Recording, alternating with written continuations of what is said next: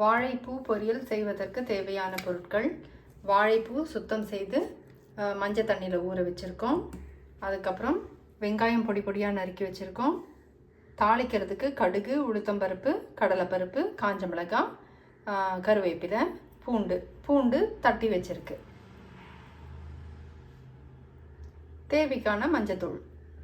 செய்முறை பார்த்துடலாம். ஒரு கடாய் அடுப்பில் வச்சு காய வச்சு கடாய் காஞ்சதும் அதில் மந்த்ரா கடலை நான் ஊற்றிக்கிறேன்.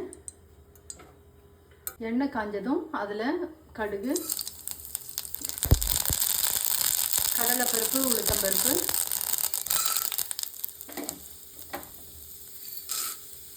காஞ்ச மிளகாய் சேர்த்து வதக்கிக்கலாம். கருவேப்பிலையும் சேர்த்துக்கலாம். தட்டி வச்ச பூண்டு சேர்த்துக்கலாம்.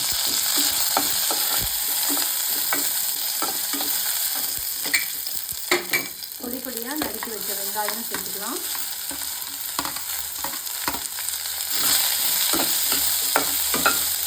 எல்லாம் நல்லா எண்ணெயில் ஒன்றா வதங்கிடும். முன்னாடி பட்டம் வந்த உடனே மஞ்சத்தூள் சேர்த்துக்கிறேன். இதோடு சேர்த்து சுத்தம் செஞ்ச நம்ம அந்த வாழைப்பூவும் சேர்த்துக்கலாம்.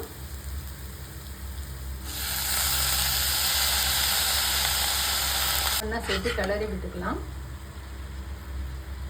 தேவைக்கு ஏற்ற மாதிரி உப்பு போட்டுக்கலாம்.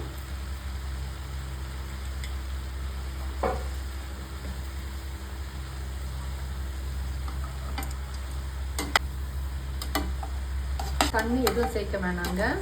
சிம்மிலேயே வச்சுட்டு ரொம்ப ஸ்லோ ஃப்ளேமில் வச்சுட்டு இங்கே இந்த மாதிரி கிளறி விட்டுக்கிட்டே இருக்கணும். அப்புறம் கொஞ்சம் அப்படியே குமிச்சு வச்சுட்டு அதை அந்த தண்ணியிலே அதே நீர் சத்து இருக்கும், அதுலேயே அது வெந்துக்கும். தேவைப்பட்டால் கொஞ்சம் தண்ணி தெளிச்சுக்கலாம். அதை மூடி போட்டு வேக வச்சிடலாம். இப்போ ஒரு தட்டு போட்டு மூடி வச்சுருக்கேன். இப்போது நம்ம பொரியல் எப்படி வெந்திருக்குன்னு பார்ப்போம்.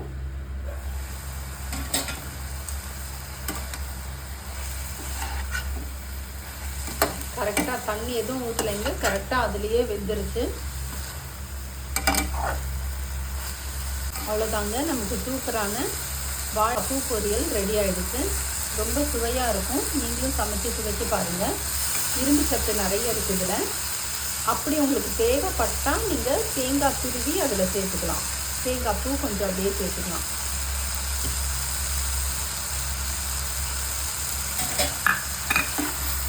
சேர்க்காமலும் நல்லாயிருக்கும், சேர்த்தாலும் நல்லாயிருக்கும். நான் இப்போ கொஞ்சம் சேர்த்துக்கிறேன்.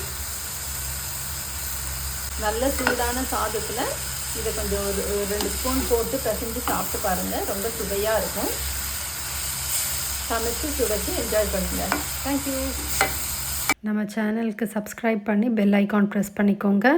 நம்ம சேனல் பிடிச்சிருந்ததுன்னா லைக் பண்ணி ஷேர் பண்ணுங்கள். தேங்க்யூ ஃபார் வாட்சிங்.